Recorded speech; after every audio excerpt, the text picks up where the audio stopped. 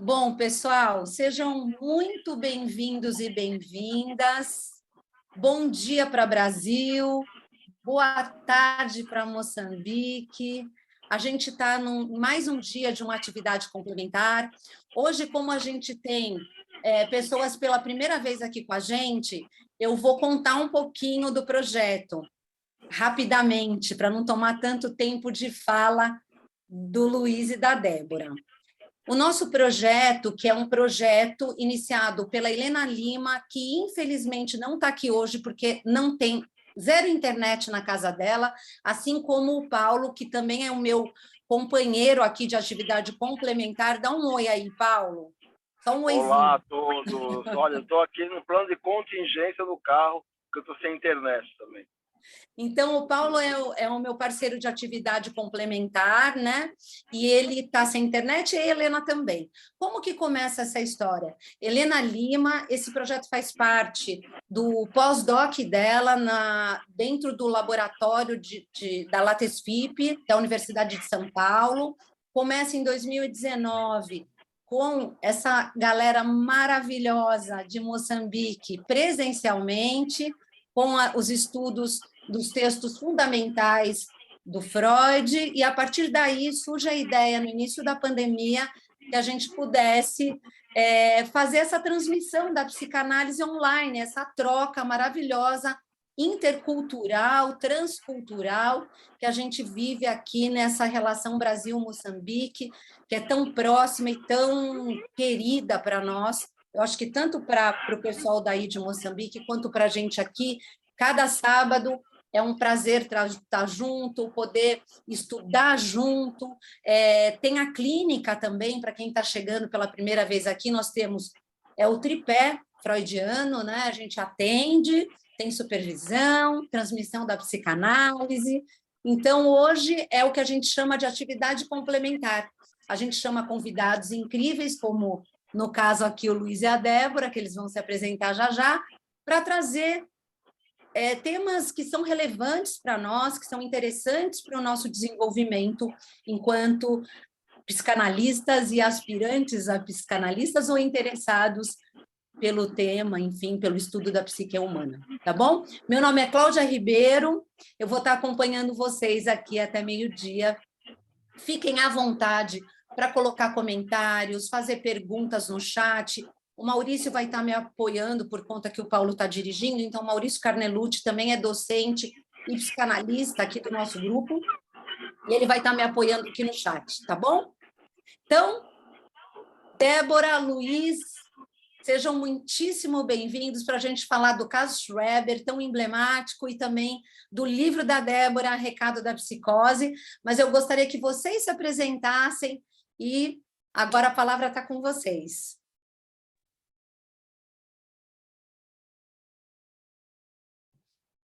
Não dá para te ouvir, Dé.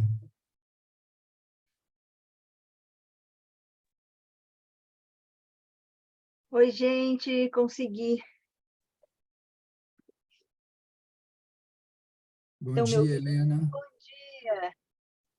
Bom dia. Bom dia para os brasileiros e boa tarde para os moçambicanos. Bom dia, Helena. Bom Consegui dia. aqui. Boa tarde. Você está com em dois lugares. É um fenômeno, eu estou clonada. Helena, eu apresentei o projeto, contei um pouquinho, porque tem um pessoal que é a primeira vez que está aqui. Então, falei do teu projeto, quando começou, em 2009, eu dei uma passagem geral, mas passo a palavra, por favor, Helena. Gente, bom dia barra boa tarde. Quero agradecer a Cláudia, que, se é que eu conheço a minha amiga, ela não se apresentou como coordenadora da clínica e de uma parte significativa do projeto, mas ela é. E hoje a gente vai falar de um tema que é muito caro, que é muito complexo, que é a questão das psicoses.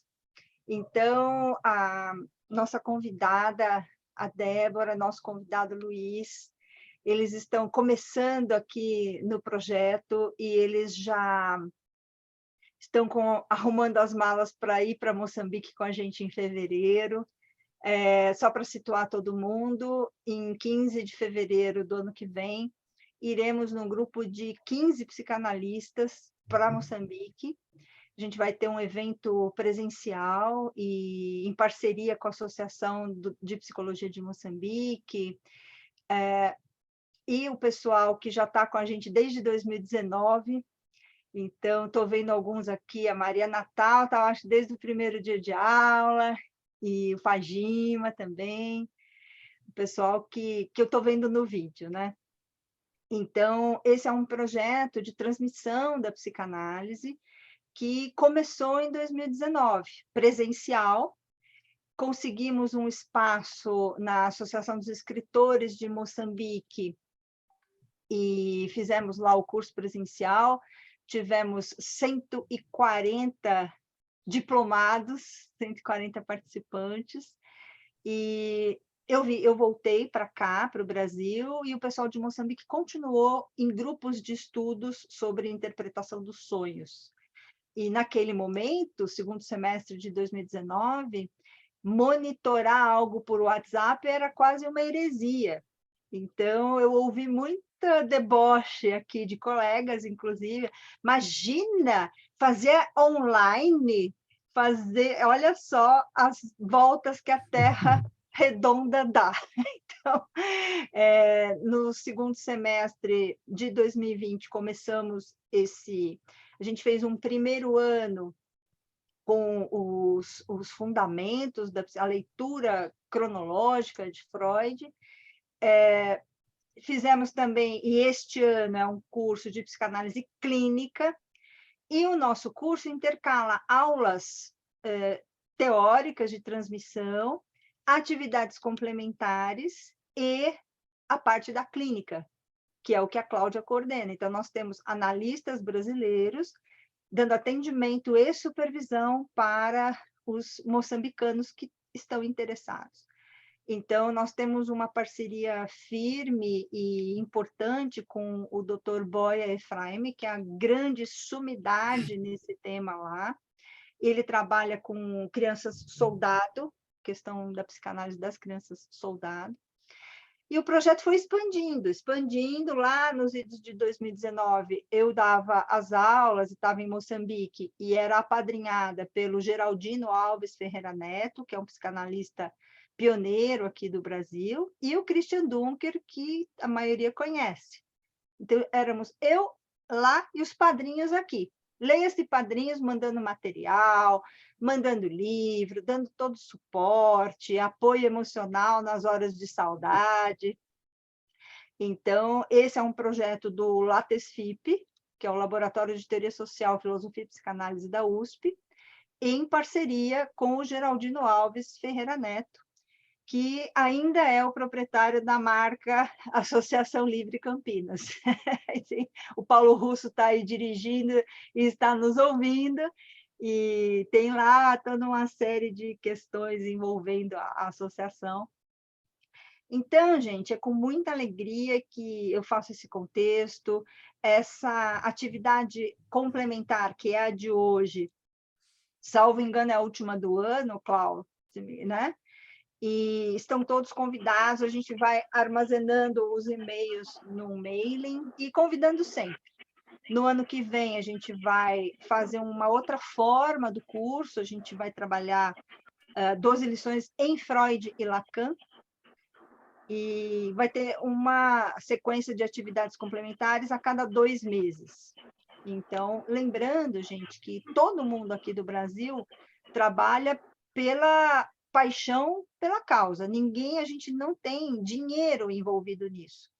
A gente vai para Moçambique quebrando o porquinho, como a gente diz aqui no Brasil, não sei como é em Moçambique, quando a gente raspa as economias, e nós estamos indo pelo amor à causa e do próprio bolso. A gente quer conseguir que esse projeto tenha um suporte financeiro que ainda não tem. Então, quero agradecer muito a Débora e ao Luiz por se colocarem aí a nossa disposição mesmo, não é só disposição de estarem disponíveis livres, mas dessa disposição para a transmissão da psicanálise que nos é tão cara. Então, dito tudo isso, veio que eu estava com saudade, né, gente? Estava nervosa. Essa atividade está sendo gravada, então quem permanecer na sala está dando consentimento tácito da participação, e a nossa ideia é que a Débora e o Luiz conversem conosco sobre esse tema das psicoses, e depois a gente abre uns 40 minutos, 45 minutos para as perguntas dos moçambicanos. Só lembrando, só para fechar, aquele projeto que começou quase solitário, eu e os padrinhos, agora nós somos 27 psicanalistas brasileiros, de norte a sul do Brasil, cada um participando na sua possibilidade. Então, a gente tem gente do Acre, tem gente lá do Sul, tem Nordeste, nós temos todas as regiões brasileiras contempladas aqui. E o pessoal de Moçambique, tem o pessoal da capital Maputo, mas tem um pessoal de outros distritos, como se diz lá, e essa disposição vem seguindo já. O ano que vem entraremos no nosso 5º ano de trabalho. Então, Débora, passo a palavra para você e para o Luiz. Por favor, se apresentem e vamos lá. Obrigada pela escuta, gente. Bom dia, pessoal. Infelizmente, eu estou tendo que entrar pelo celular, então eu não consigo vê-los, né, na tela. Eu vou falando e só tendo uma noção de alguns, assim. Mas, assim, queria agradecer imensamente essa oportunidade da gente poder compartilhar aqui entre esses dois países, né? Boa tarde para quem está em Moçambique. É uma alegria imensa e um prazer gigante poder compartilhar um pouco as nossas experiências aqui, né? Da causa desse funcionamento psíquico do sujeito, daquilo que nos toca assim, de uma maneira crucial.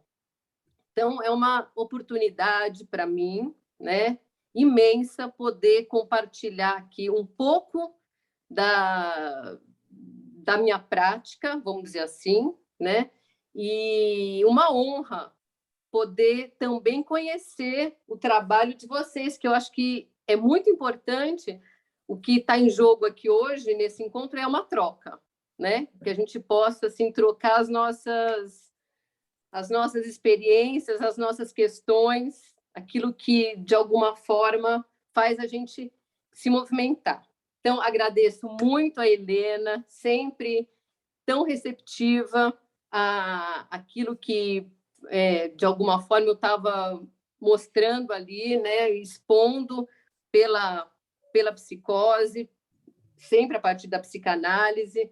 Agradeço muito a Cláudia e o Paulo, que também tiveram aí esse acolhimento, né? Essa insistência de que a coisa acontecesse, e o carinho de todos vocês, viu? Assim, é um projeto maravilhoso, assim, eu fico muito emocionada de ver a coisa acontecer, ouvir as palavras de vocês. Estou muito feliz de estar aqui. Espero poder contribuir. Vou passar a palavra para o Luiz. A ideia é ele dar esse recorte do caso Schreber a partir do Freud, né, que é um caso, um primeiro, vamos dizer assim, que a gente pode chamar da psicose pela psicanálise, né, é o caso Schreber. Então, o Luiz vai dar essa notícia, vamos dizer assim, vai fazer esse recorte, e depois eu vou falar um pouco do livro, do recado da psicose, a partir do tratamento, portanto.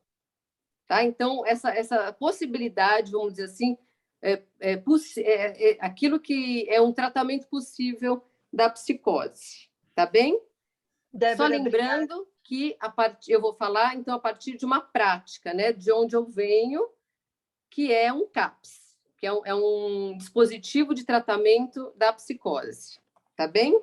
Débora e Luiz, super obrigada. Eu estou mostrando aqui o livro, que a gente teve o privilégio de ir ao lançamento, e que foi num espaço que é muito forte aqui em São Paulo, que é a editora Escuta e a livraria Pulsional, são tradicionalíssimos aqui em São Paulo para a questão da psicanálise. Então, um livro publicado pela Escuta, ele já traz uma grife, assim, um carimbo, é psicanálise raiz, porque essa editora é muito séria, tem um conselho editorial muito sério, e a gente vai levar alguns exemplares também para Moçambique, para que tenham. E aí eu ia pedir para o Luiz e para a Débora, não só se apresentarem, mas assim, as siglas, o pessoal de Moçambique não conhece. Então, o que é CAPS, quanto tempo vocês estão, você está, bem assim, pensando nos estrangeiros, tá bom? Sim. Obrigada. Sim, eu vou falar das siglas, eu vou explicar um pouco essa proposta. Assim, mas antes eu vou pedir para o Luiz se apresentar e dar início aí, tá bem? Posso começar? Boa tarde, pessoal de Moçambique. É um prazer estar conversando com vocês. Somos parentes da mesma língua, né? Isso é uma satisfação estar aqui com vocês. E bom dia também aos brasileiros que estão aqui presentes. Eu agradeço o convite, a oportunidade de estar falando para pessoas em situações tão diversas no percurso de cada um no interesse pela psicanálise, pela formação do analista. Espero encontrar a maioria de vocês lá em Maputo, que esse encontro de hoje seja o início de uma amizade, né? Que eu espero que aconteça, né? Quem sou eu? Eu sou psiquiatra de formação, eu trabalho no serviço público de saúde já há quase 30 anos e, sobretudo, nessa parte trabalho com pacientes em condições de vulnerabilidade, como a gente fala, que são os pacientes esquizofrênicos, os pacientes paranoicos, e que a gente acompanha aqui nesse Centro de Atenção Psicossocial, que é o tal do CAPS, né? E é um convívio diário, constante. Então, nós temos uma experiência longa com esses sujeitos, né? Também faço parte de uma associação de psicanálise aqui em Campinas, chama TIQUE, desde 2014, quando ela foi fundada, né? Eu vou falar do caso Schreber, né? E é difícil resumir o caso, porque são muitas nuances, mas eu vou me ater à leitura freudiana do texto, né? É um momento importante vamos dizer assim, no pensamento freudiano, esse caso, e quando surge, quando dá os primeiros indícios do conceito de narcisismo em Freud, né? Por volta ali de 1910 até chegar propriamente ao texto de 1914, que é a Introdução ao Narcisismo. Mas em Schreber que se coloca esse impasse que foi para Freud o tema do narcisismo. E também é um caso que é contemporâneo, ele surge ao mesmo tempo da fundação da Associação Internacional de Psicanálise. Então, ele está dentro desse contexto, o surgimento do famoso caso Schreber, né? Então, vou tentar fazer uma breve, quer dizer, vou tentar ser o mais breve possível dessa apresentação, tá? E fiquem à vontade se quiserem me interromper, tá? Eu colocaria assim como uma questão primeira, né, uma questão preliminar a gente dar um tratamento para esse assunto da psicose, evitar, né, ou estar advertido dos riscos de tratar as questões que nos fazem as psicoses, né, pelo viés da medicina, pelo viés da psiquiatria, que, de uma maneira geral, compreende a psicose sob a categoria de déficit, né? E para a psicanálise, a psicose é, antes de tudo, e ela surge assim, ela surge como uma questão, né? Aliás, tem uma expressão de um psicanalista chamado Serge Leclerc, que foi um discípulo de Lacan, que ele diz assim, em termos de quase de um aforisma, né?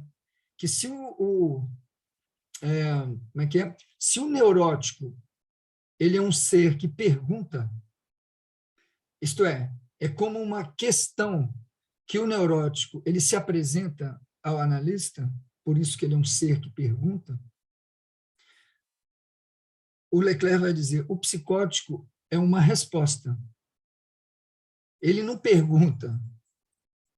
E, portanto, por não perguntar, por ser uma resposta, ele não demanda. Ele não te demanda nada, né?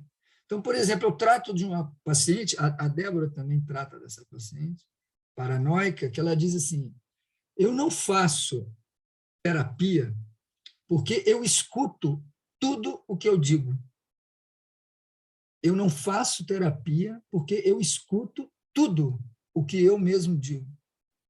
Então, ela não demanda, porque o saber já está do lado dela. E essa frase ela é o simétrico oposto daquela dita pelo Freud no relato do caso do homem dos ratos, de 1908, quando Freud assim vai definir o inconsciente. O sujeito fala, mas não escuta o que diz. A paciente diz, eu escuto tudo o que eu digo, por isso eu não faço terapia. Enquanto Freud diz que o sujeito fala, mas não escuta o que diz. Então, a distinção entre neurose e psicose não é um gosto classificatório.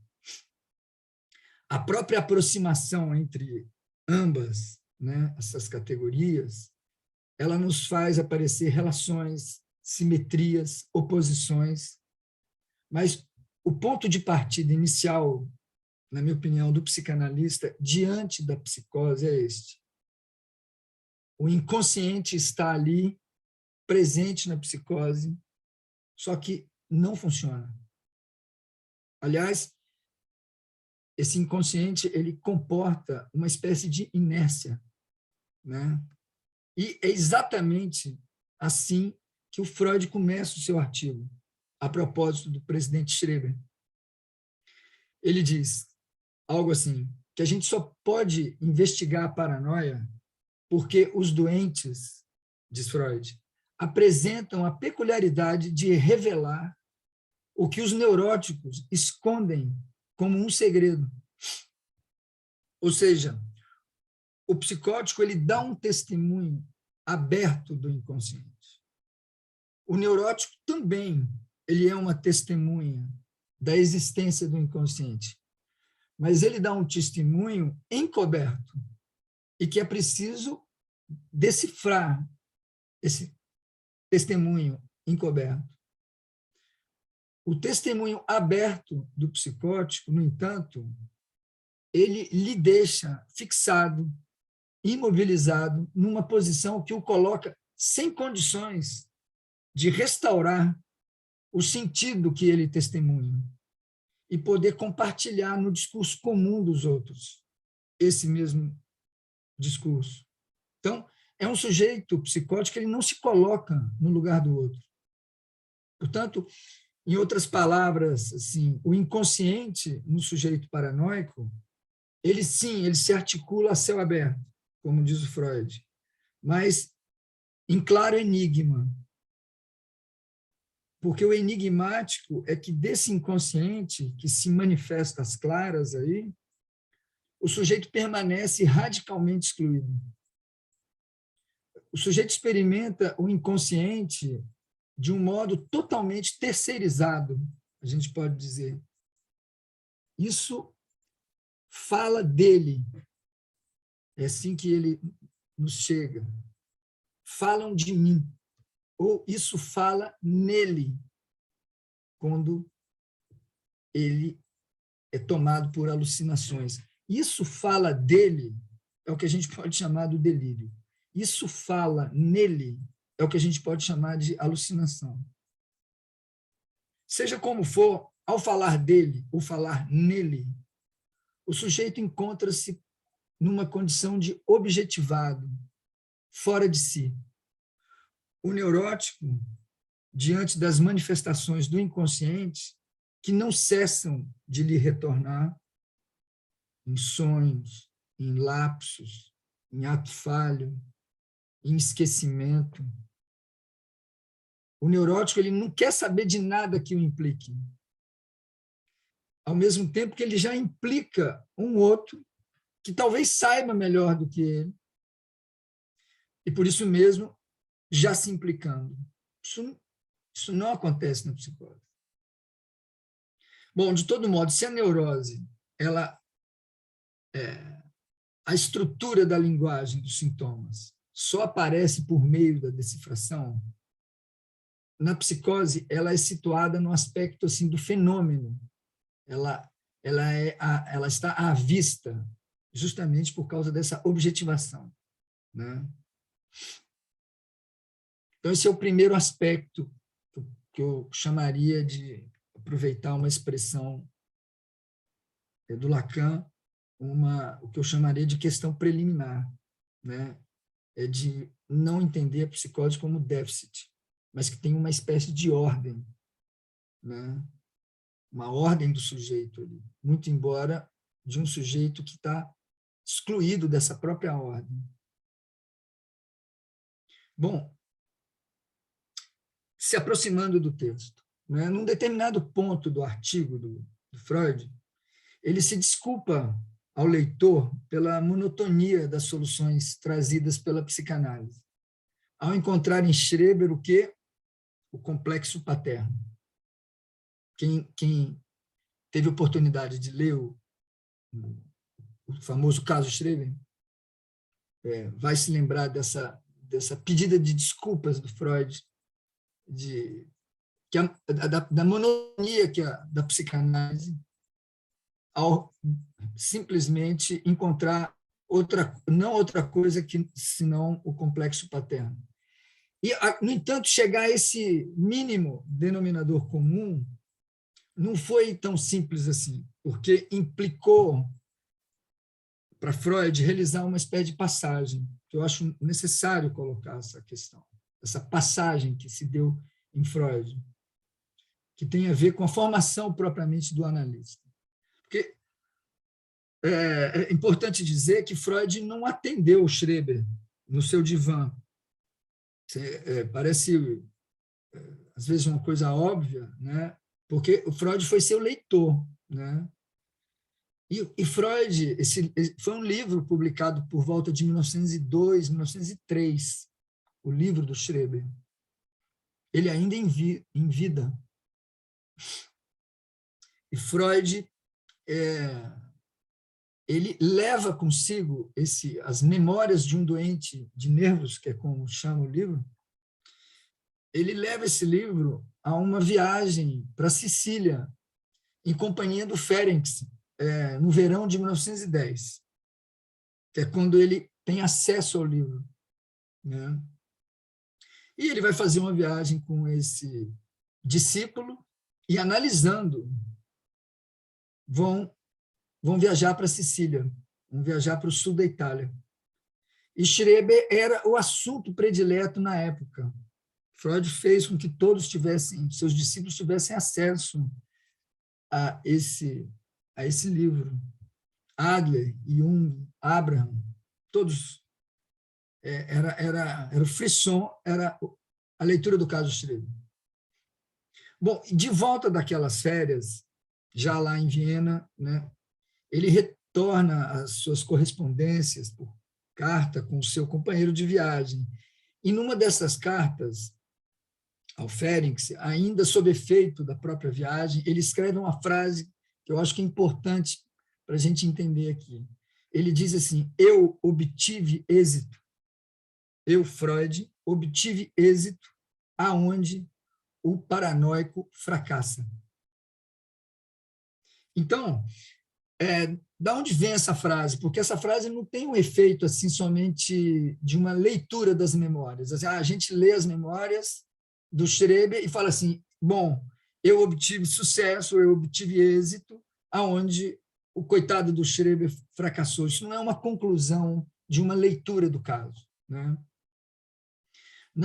Um biógrafo do Freud, chamado Peter Gay, ele diz que, na ocasião, na época, chamar alguém de paranoico, no vocabulário freudiano da época, dizia respeito assim, a sentimentos homoeróticos, inconscientes. Não se tratava de uma homossexualidade, no sentido estrito da palavra, mas remanescente de sentimentos homoeróticos, inconscientes, e que estavam aflorando em Freud. É isso que diz o biógrafo, quando Freud afirma esse eu obtive êxito. Bom, mas de que sucesso mesmo? De que êxito obtido por Freud ele estava se referindo? Acontece que essa viagem a Sicília era para ter sido uma viagem amistosa, calorosa, e tornou-se assim, um enorme desencontro. Porque da parte de Ferenc, do discípulo, as expectativas eram enormes, porque ao viajar a sós com o mestre, ele sonhou com encontros assim baseados em uma máxima franqueza e reciprocidade entre ambos. Ele imaginava que um contaria sonhos para o outro e um interpretaria o sonho do outro e o outro interpretaria o sonho do um. Era essa a expectativa. Nudez total, né? E, da sua parte, o Freud tinha seus motivos para não embarcar nessa ideia e se recolheu. Ficou entediado, pouco falava.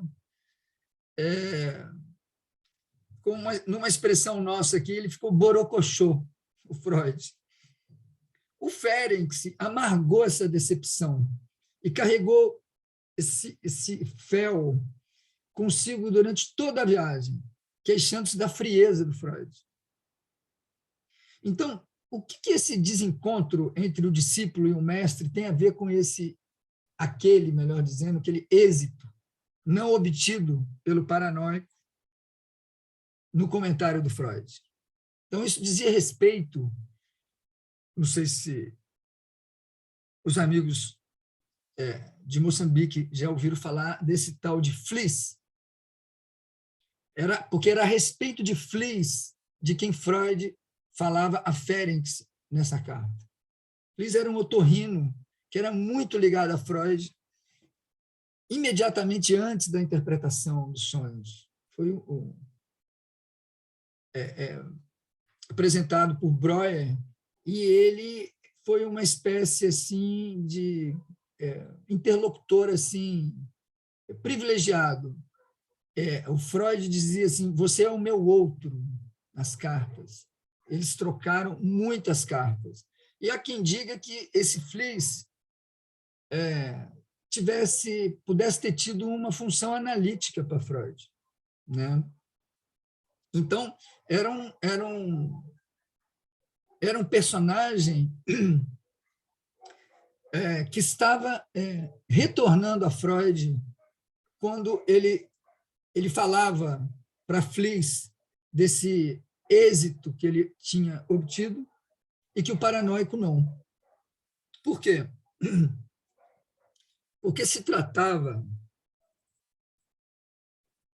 do fim do luto final da transferência de Freud para Fliess.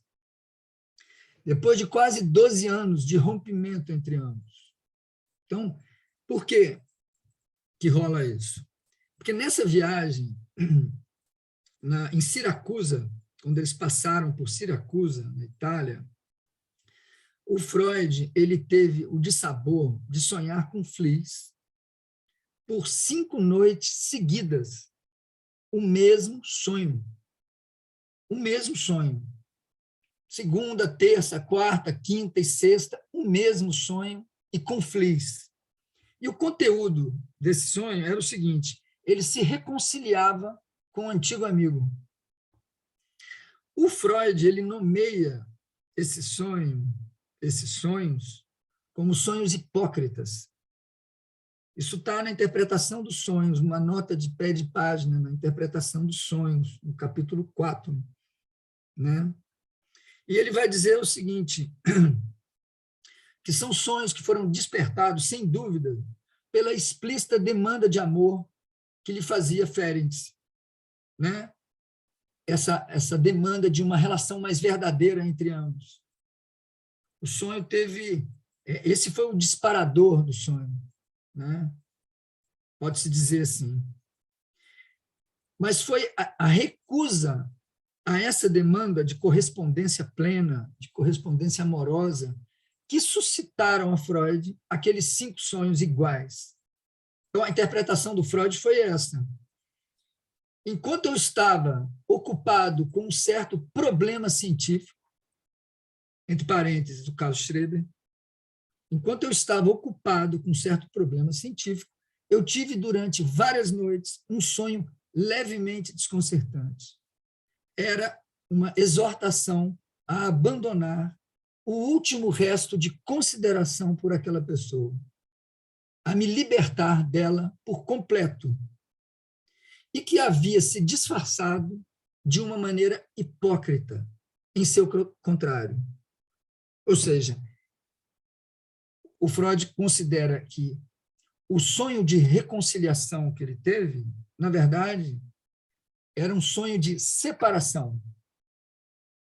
O conteúdo manifesto era um sonho de reconciliação, mas o conteúdo latente era um sonho de separação. Ele interpreta invertendo completamente o conteúdo do sonho.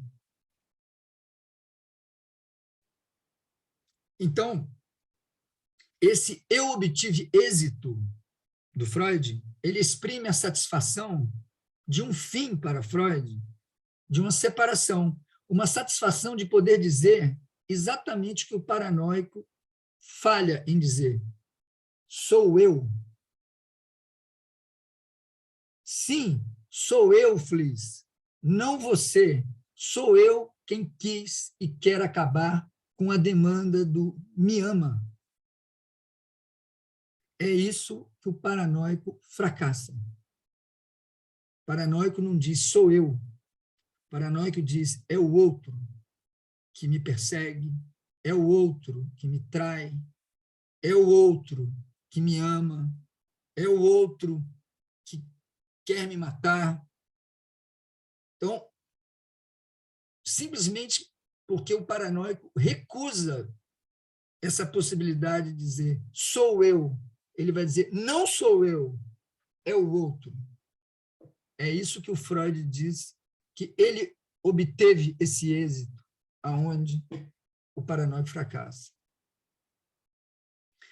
E, como eu disse, um sonho ocorrido no momento mesmo em que Freud, ocupado com um certo problema científico, isto é, quando ele está para desenvolver a teoria da transferência na paranoia.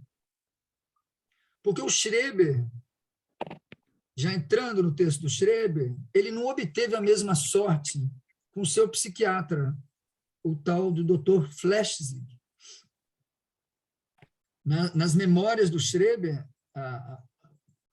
o prefácio, a apresentação dessas memórias é uma carta aberta ao psiquiatra dele, antes dele contar as próprias memórias. A transferência com o médico pavimentou o caminho para o curso do delírio do Schreber. Portanto, é preciso dizer que, segundo o biógrafo, estudar Schreber era lembrar Fliess. Mas lembrar Fliess também era entender Schreber. E qual é o fundamento de uma frase como esta? O que a faz sustentar? A suposição de uma transferência não liquidada. Esse é o começo do fracasso, uma transferência que não foi liquidada.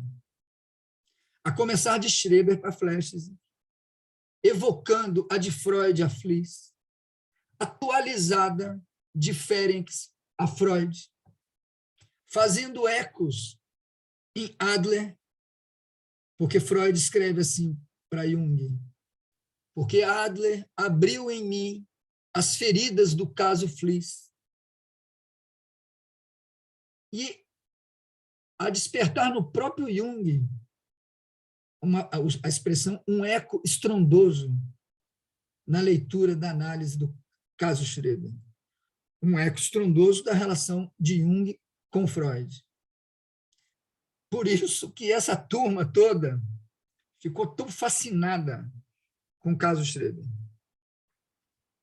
Bom, tem um segundo aspecto, eu vou comentar 3 aspectos, esse é o segundo aspecto agora, que é importante observar na leitura do caso Schreber. Eu achei oportuno ouvir e vir a saber que vocês, de Moçambique, estão estudando interpretação dos sonhos, porque tem um aspecto, ao lermos o caso Schreber, que a gente pode pensar assim, pô, mas eu não sei nada de psicose, não frequento essa clínica, portanto, não quero nem saber disso aí, porque eu não atendo, eu atendo basicamente pacientes neuróticos, né? Mas há um aspecto importante no texto freudiano a propósito do caso Schreber, que é uma espécie que a gente pode chamar assim de procedimento de Freud, né? Porque não há como passar a interpretar esse inconsciente a céu aberto do relato autobiográfico do Schreber, se Freud também não deixar também a céu aberto o modo de operar na interpretação analítica. Então, é uma espécie de necessidade lógica Freud expor seus instrumentos, suas chaves de leitura. Então, mais do que em qualquer outro lugar, ou talvez somente na interpretação dos sonhos, a interpretação analítica se demonstra aqui tão explícita no que ela tem de verbal e cuja decifração ou se submete à literalidade das palavras. É notável ver como Freud vai estabelecendo os modos de interpretação pela literalidade das palavras, ou então pela posição que certas palavras, o sujeito da enunciação, na estrutura sintática da frase, aonde está o sujeito? Esse que diz, não sou eu, é o outro, que organiza a frase do delírio. Porque Freud vai dizer que é uma recusa, o delírio, da frase eu o amo. Sujeito, eu o amo no sentido homoerótico. Não sou eu que o amo. Ele me sacaneia. Aí é uma alteração no verbo. Ou ela que o ama no sujeito, que é o delírio de ciúme, né? Ou então, não sou eu que o amo, é o outro que me ama. Aí muda, é o objeto da frase. Então, conforme se é no sujeito, se é no verbo, ou se é no predicado, ou então na frase toda, não sou eu que o amo, todos me amam, que é o delírio de grandeza. Então, Freud ele vai fazer uma articulação no delírio nas 4 posições sintático-frasais possíveis numa formulação. E as 4 formulações são o delírio de grandeza, na frase completa, no delírio de perseguição, que é no verbo, no delírio de ciúme, que é no sujeito, e no delírio, na erotomania, que é no predicado. Então, é uma análise literalmente ligada às funções sintático-frasais, né? E Freud ainda vai dizer que é lícito julgar a paranoia conforme o modelo do sonho, já exposto na interpretação do sonho. Então, assim como no sonho, o delírio ele está no texto, é matéria textual. Então, as aproximações entre sonho e livro, entre sonho e texto, entre sonho e escrita, são fartas na interpretação dos sonhos. Então, e isso vale para várias manifestações que Freud vai dando como exemplos. Aqui eu não vou me alongar, né? Apenas observar que tem esse aspecto da interpretação freudiana, aonde o verbal aí é dominante. Então, é assim que o Freud procedeu, uma vez que ele foi leitor do caso. A partir do discurso do sujeito e através de uma análise interna, rente ao texto, em que cada elemento ele ganha significação somente em relação aos demais elementos que compõem a própria obra. Freud fez questão, porque ele conhecia os psiquiatras da época, ele fez questão de não utilizar nenhuma outra informação que ele poderia vir a saber. Ele anuncia isso no texto. Eu me ative tão somente à leitura das memórias.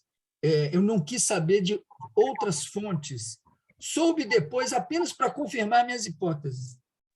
Mas eu me ative a conhecer o que Schreber escreveu.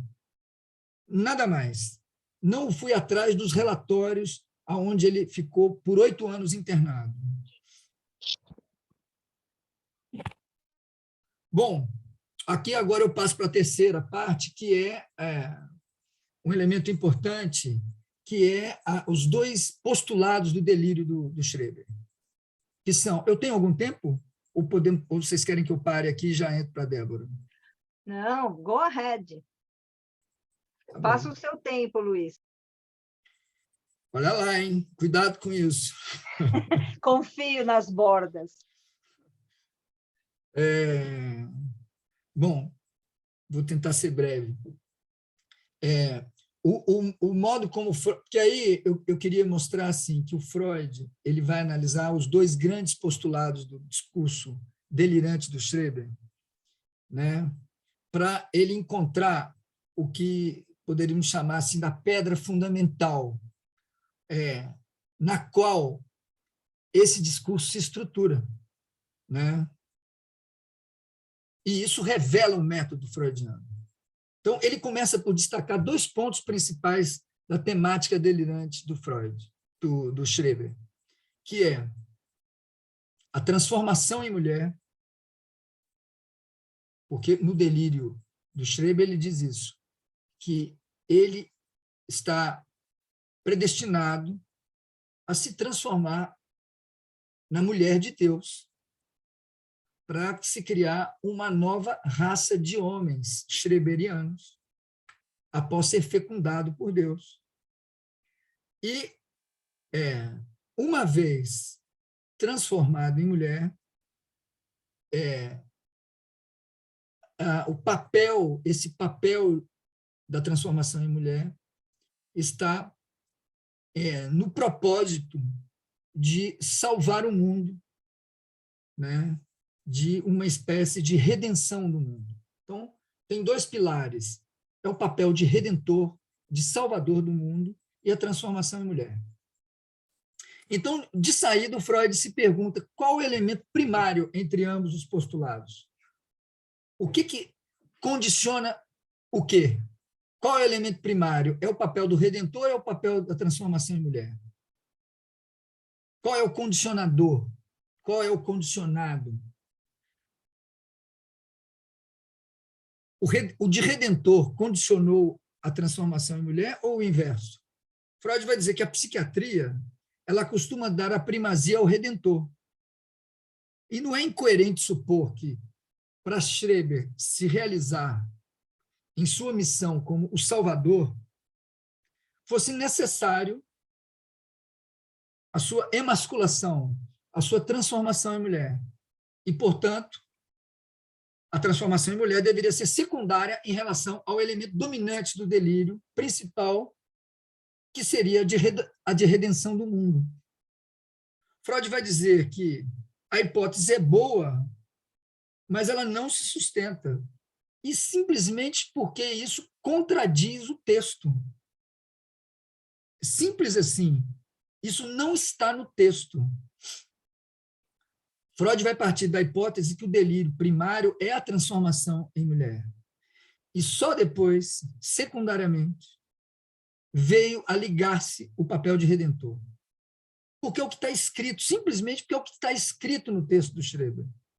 Então, o Freud ele se submete ao pensamento do autor. E isso deve nos dizer algo sobre a função do psicanalista. Então, antes mesmo do desencadeamento da sua psicose, em outubro de 1893, o Schreber, é assim como Freud argumenta, ele relata um episódio. Então, a crise é desencadeada em outubro, mas um pouco antes, ele relata nas suas memórias, e o Freud é atento a isso, de uma seguinte fantasia que o Schreber tem quando acorda de uma noite, não sei se bem dormida ou mal dormida, mas ele acorda numa noite, na madrugadinha, assim, e pensando assim, que deveria ser realmente belo, deveria ser realmente bom ser uma mulher se submetendo ao coito. Essa é a fantasia que o Schreber tem. E, na ocasião, ele repudia essa frase. Ele é uma frase que ele, digamos, diz assim, afasta de mim esse cálice. Então, Freud considera isso um embrião do pensamento delirante. E é a única parte a subsistir e a ser cultivada ao longo de toda a doença, e mesmo após a sua recuperação. Vai dizer o Schreber, nas suas memórias, a única coisa que pode soar como algo irracional aos olhos das outras pessoas é a circunstância que, às vezes, eu sou encontrado com o tronco seminu diante do espelho, enfeitado com adereços um tanto femininos. Isso já é o Schreber por volta de 1900, 1901, né? No final das suas memórias, dizendo que, já recuperado, já escrevendo um texto, uma espécie de solicitação para ele receber alta, para ele voltar aos seus direitos civis, para ele recuperar, suspender a curatela sobre ele, e ele consegue, ou seja, ele consegue dar alta para ele mesmo, e mesmo sem autorização do médico, mas o argumento dele é tão racional, é tão lógico, que os juízes que o avaliam não recusam e dão alta para ele, ele volta a ter os direitos de cidadão, de mexer com seus bens, de fazer laudos, né? No entanto, ele diz, a única coisa que é um tanto ainda esquisita aos olhos de outros é que eu, às vezes, me pego seminu diante do espelho com adereços femininos. Fora isso, eu sou normal. Ou seja, mantém-se nele o cultivo da transformação em mulher. Então, isso é todo o arco do delírio do Schreber. Então, é inegável afirmar que esse pensamento de início se revela como prenúncio do tema final, que é a sua transformação em mulher de Deus, com a finalidade de criar novos homens, como eu havia comentado, através da fecundação divina, né? Bom,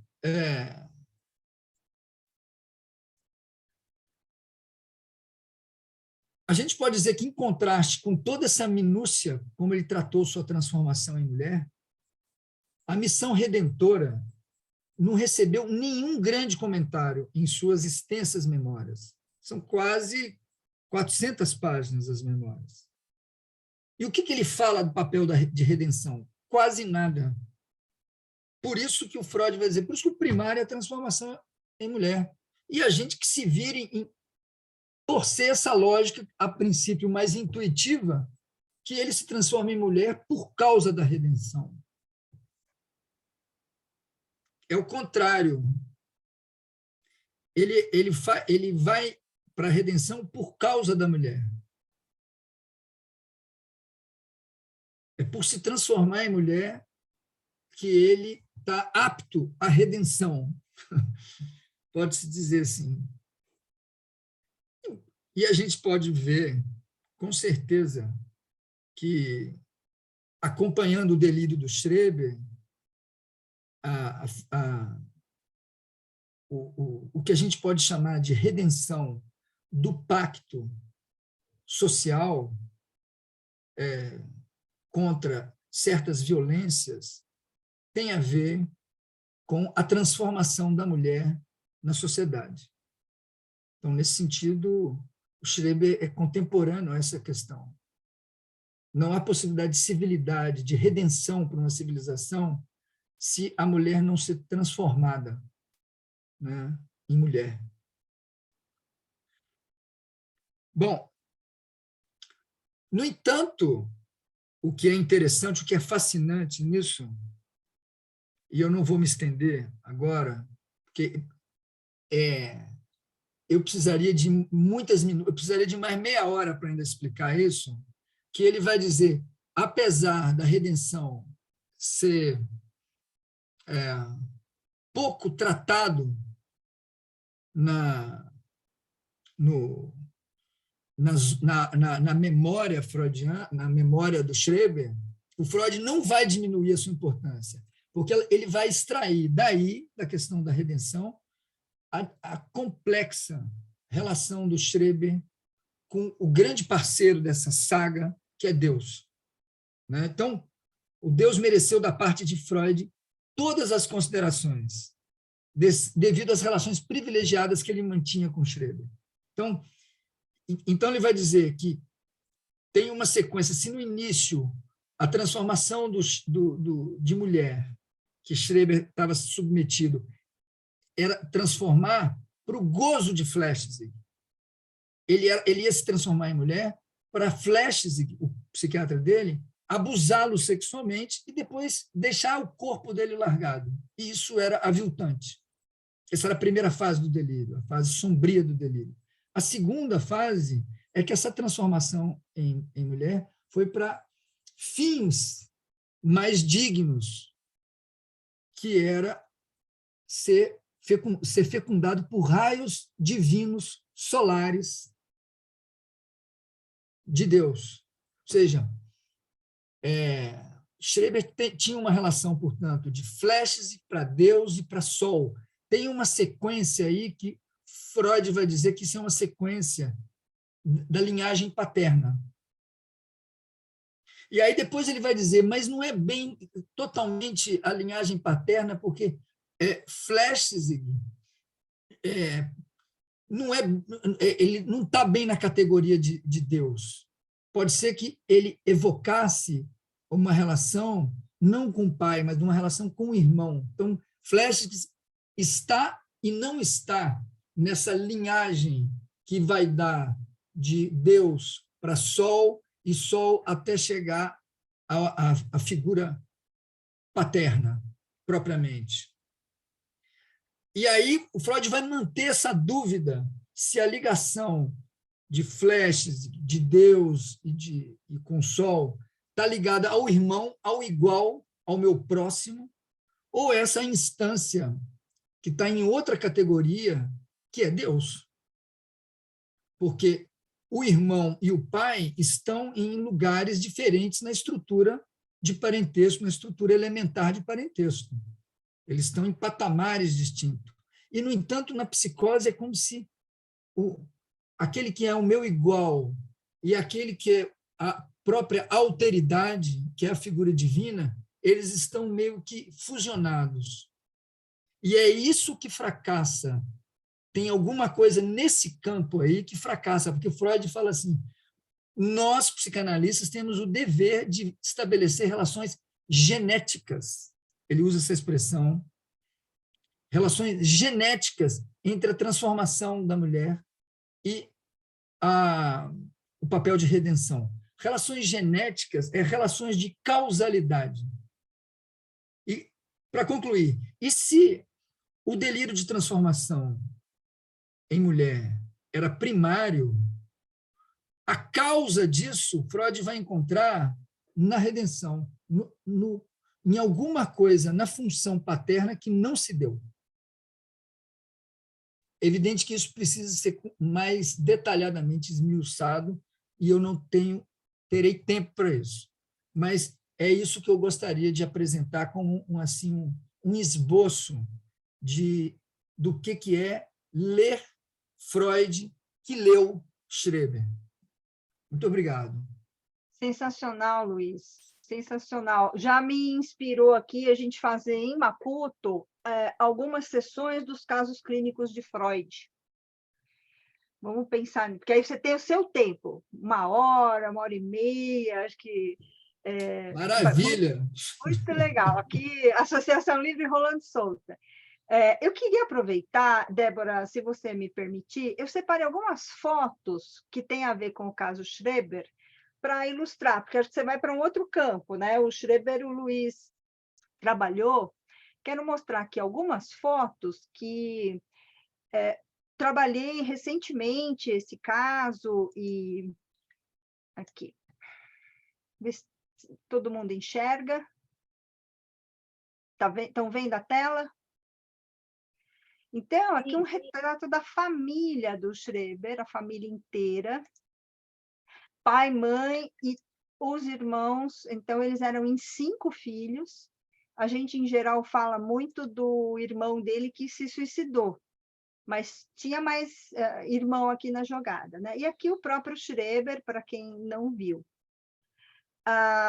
Aqui, Sabine Schreber, o pai de Moritz Schreber, e Pauline Schreber, respectivamente, aqui a tentativa de parentesco e ilustração das pessoas com o sobrenome Schreber.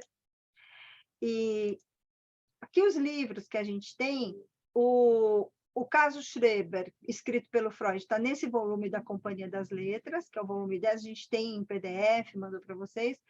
Aqui uma primeira edição do livro do Schreber. Olha, gente, para ler esse livro você precisa estar bem, porque é puxado.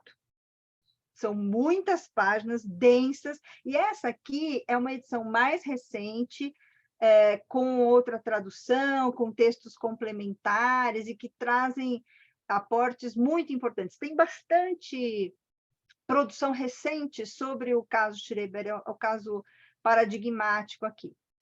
Esse livro aqui, do William Nederland, se chama O Caso Schreber, ele traz as questões justamente do pai do Schreber, que era um mega médico, educador, um cara respeitadíssimo na sociedade da época. Esse aqui é um outro livro chamado A Alemanha de Schreber, do Eric Santer, e que traz vários autores discutindo a questão da paranoia. Inclusive um que é muito intenso, do Elias Canetti, que se chama Massa e Poder. Ele faz toda uma articulação do autoritarismo com o caso Schreber, assim, é uma imersão aqui. E aqui, gente, os aparelhos que o pai do Schreber trabalhava. o Niederland faz toda uma ponte do tipo de aparelho que o Schreber pai testou nos filhos e alguns dos sintomas do Schreber, alguns dos relatos, principalmente nessa questão do corpo. Então, tinha uma hipervalorização da postura, olha o cabresto. Eu não tenho os nomes desses aparelhos, mas eu só ponho o nome ruim, tipo cabresto, tipo pau de arara júnior, correia, assim. Aí é meu batismo. E olha isso, né? A correia nas pernas e a pedra, então não podia deixar cair a pedra. E os joelhos aqui, esse capacete para manter o queixo na postura. E esse aqui, ó, a pessoa está aqui, o aparelho, ela está presa nesses aparelhos. Aqui uma coisa interessante, que é o apoio dos pés, que atualmente usamos na ergonomia. Então, vejam, e aqui, imagina isso, né? Essa distância para ler, para escrever, esses cabrestos todos amarrando, e aqui a foto do pai do Schreber. Inclusive, uma das crises que o Schreber teve foi, segundo o autor, foi desencadeada pelo fato de pessoas criarem uma associação com o nome do pai do Schreber e quererem a legitimação do próprio Daniel para aquela associação. Porque o pai do Schreber morreu e o Schreber era novo, mas deixou o legado, né? Aqui os exercícios desenhados pelo próprio pai do Schreber, os exercícios recomendados para uma boa postura. E então aqui o Flechsig, ou Flechsig, eu não sei direito a pronúncia, Luiz, que você mencionou, que foi o primeiro médico que tratou do Schreber e que aí tem toda essa problematização da questão transferencial que ele estabeleceu. Aqui esse Flechsig era um neurólogo localizacionista, o que na época era também o grande top da neuro, e aquela questão do pensamento, né? Um pensamento, a hora que ele pensa, e incrível, o Schreber e a esposa adotaram uma menina chamada Fridoline, por volta de 1906. É uma rara notícia, quer dizer, entre a internação, a morte, todo esse fubá, ainda adotou a Fridoline, que pouco se sabe de onde veio e para onde foi, mas teve essa adoção de uma criança. Então, aqui alguns outros livros que trabalham a questão da psicose, esse da Colette Soler, O Inconsciente a Céu Aberto, da psicose, esse aqui das Obras Incompletas da Autêntica, que traz as psicoses, e esse do Christian, a psicose na criança, porque tem um mito de que a psicose acontece só com adultos, e não é bem assim. Então, aqui outras referências para quem fala que o Freud não trabalhou psicose, esse livro do Simank, esse aqui é uma edição bem antiga, já tem capas mais modernas. O Freud, sim, formulou bons princípios, importantes princípios que depois foram resgatados por Lacan, etc. O Caligares, essa introdução à clínica diferencial das psicoses. Esse outro livro, o livro do Quinet, o livro organizado pelo Chaim Katz. Então, assim, a gente tem uma vasta... O Násio, que é um comentador da psicanálise, os grandes casos de psicose. A tese que o Lacan defendeu foi sobre psicose, quando ele era médico e fez a tese dele, as duas edições. O Seminário 3, e a frase dele que eu gosto bastante, que é não recuar ante a psicose. Porque fica uma coisa assim, não, psicose é para os comportamentalistas. Quem faz cognitivo comportamental que atenda psicótico. E a gente não pactua com isso, não. Então, era só isso. Eu queria ilustrar aqui e aproveitar o espaço. Obrigada, Débora. Nossa, Helena, te agradeço demais aí essa contribuição a partir do que temos de psicose e dar notícias ali daquilo que essa frase final, eu acho ela essencial, né, vindo para nos nortear, né, porque é como se psicose fosse um campo ali, sei lá, do CAPS, né, de quem está na lida ali com aquela especificidade. E talvez seja esse o intuito nosso aqui, de trazer esse assunto da psicose. Então, te agradeço muito. Eu vou até pegar depois essas referências todas, que é de grande serventia aqui, viu, para os nossos estudos. A coisa do Schreber, né? Esses aparelhos que você mostrou e o Luiz trouxe também, é importante assim, né? A contribuição do Luiz para a gente nos localizarmos no que tem a ver com a nossa clínica atual, né? Uma vez que, para que a gente vai ficar estudando um caso lá de 1900 e bolinha, hoje em dia, né? Para que nos serve? E por esses elementos, assim, dá para trazer um pouco a partir da prática de hoje, e eu vou tentar transpor o que está em jogo na prática atual de uma clínica cotidiana da psicose para a transferência que está em jogo para a clínica do psicanalista, seja ela qual for, né? Que eu acho que talvez isso nos interesse. Eu vou pedir para vocês me interromperem caso não tiver sido clara, né? Eu não estou conseguindo ver todo mundo, como eu falei, eu estou no celular, então eu não tenho retorno, né, das carinhas, então me interrompam, por favor, tá? Então, assim, eu vou aproveitar, né? O Luiz falou da questão do pai, né? Do Schreber, como uma representação ali que, de alguma maneira, traz uma presença maciça, né? E aí, pela ilustração que a Helena trouxe desses aparelhos, né, o pai era um médico ortopedista, né? E que ele, no concreto, fez a intervenção no corpo. Quer dizer, uma presença mais maciça que essa de um pai corporal é difícil de encontrar, né?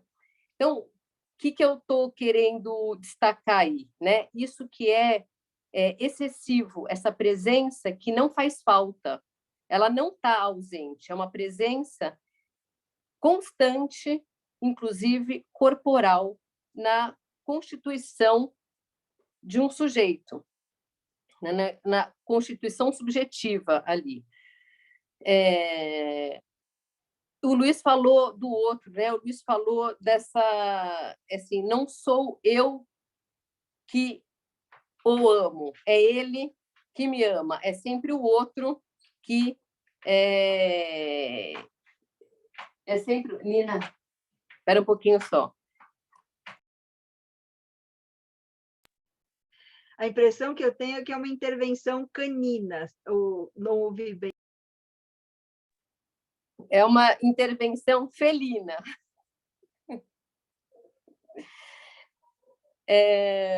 Mas voltando. Então, esse outro que não cessa de estar presente é o que está em jogo na psicose desde sempre, vamos dizer assim, né? E a graça, a importância do livro do Schreber, propriamente, as memórias dele, que foi, ainda que seja muito difícil de, como você falou, tem que estar disposto, né? Tem que estar muito bem para ler, porque ele é exaustivo, ele é com muitos detalhes, tal, mas o Freud nos fez isso. O Freud entrou nessa configuração do delírio e nos, assim, presenteou com isso que está em jogo nessa estrutura do delírio do Freud. Não é isso tão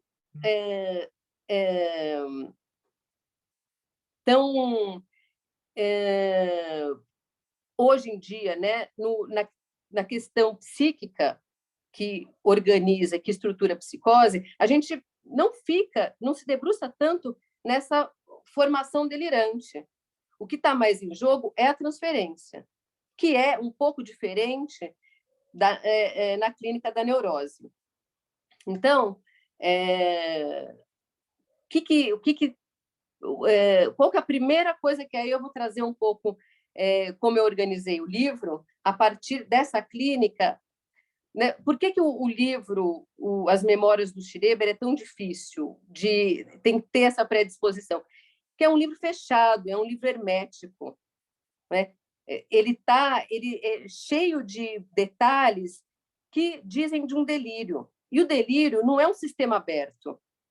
O delírio é um sistema que se encerra, se organiza a partir de si mesmo. Ele não tem uma abertura ao outro, porque esse outro está presente o tempo inteiro. Esse outro insiste, é um outro que persegue, é um outro que invade, por um lado. Mas, por outro, pode ser esse outro, pode ser um nada. O Schreber mesmo, ele fala, em algum momento ali das memórias dele, ele fala que o mundo acabou, né? E as pessoas que estão passando, ele está internado lá num sanatório, as pessoas, os enfermeiros que estão passando ali, são homens feitos às pressas. Quer dizer, assim, estão ali só postos para fingir que o mundo continua existindo. Então, ou esse outro é um perseguidor invasivo que tem essa presença maciça e constante, ou é um nada. Ou seja, não tem uma representação simbólica. Porque o que é simbólico? Aí eu já vou falar esses termos que é do Lacan, mas que é como se fosse uma depuração que o Lacan faz. O simbólico é aquilo que representa algo, mas não é o algo em si, que nem as palavras, né? A palavra, se eu estou falando aqui, eu falo garrafa, todo mundo tem uma ideia de garrafa, mas a garrafa não está aqui, né? Eu estou falando dela, mas não é a coisa em si. Então, é isso que é essa acepção de simbólico que esse outro, na psicose, não se constitui. É um outro que é desse imaginário, da coisa propriamente dita, sem ter essa representação simbólica, ou esse simbólico fica, vamos dizer assim, empobrecido, né? Então, considerando... Estão me acompanhando? Assim, tá dando para acompanhar? Boa, Rede. Tá, beleza. Então, considerando essa configuração, né, da psicose, que tem essa tendência ao fechamento, o livro Recado da Psicose, que eu escrevi agora, recente, né, ele começa justamente desse aspecto, desse fechamento psíquico. E, por consequência, tem um isolamento também em termos sociais. Então, muito antes da pandemia, já havia essa questão para a psicose, que é de se manter num certo isolamento, né? E aí Então, o livro começa a partir desse fenômeno, vou chamar assim, da psicose, que é de um isolamento, vamos dizer assim, social, e um fechamento psíquico. E aí as frases iniciais que o livro tem, porque o livro, desculpe, eu não falei ainda do que se trata, né? Ele veio a partir do encontro com uma proposta de trabalho chamada Papo de Segunda, em que eu recolhi frases dos pacientes a partir de um convite a eles me darem frases. E eu vou chegar lá porque que eu eu solicitei por que se organizou dessa maneira, né? Mas, e a partir dessas frases, eu fiz uma associação com a poesia, a literatura e alguns ensaios de psicanálise a partir desses assuntos que as frases me trouxeram. Então, o primeiro aspecto é esse do fechamento. Eu me interesso aqui falar disso porque tem a ver com esse funcionamento da psicose, esse fechamento psíquico, né? Essa tendência ao fechamento, porque não um fechamento propriamente, porque senão seria a recusa completa do outro, e não é isso. Tem frestas, vamos dizer assim, né? E esse seria a primeira direção de um tratamento, manter essas frestas abertas. Então, Cláudia, você poderia colocar a primeira frase para mim, para a gente aqui, por favor? Sim, então eu não coloco aquela imagem primeiro, né? Eu coloco Não, coloca a primeira frase. Tá, só um minutinho.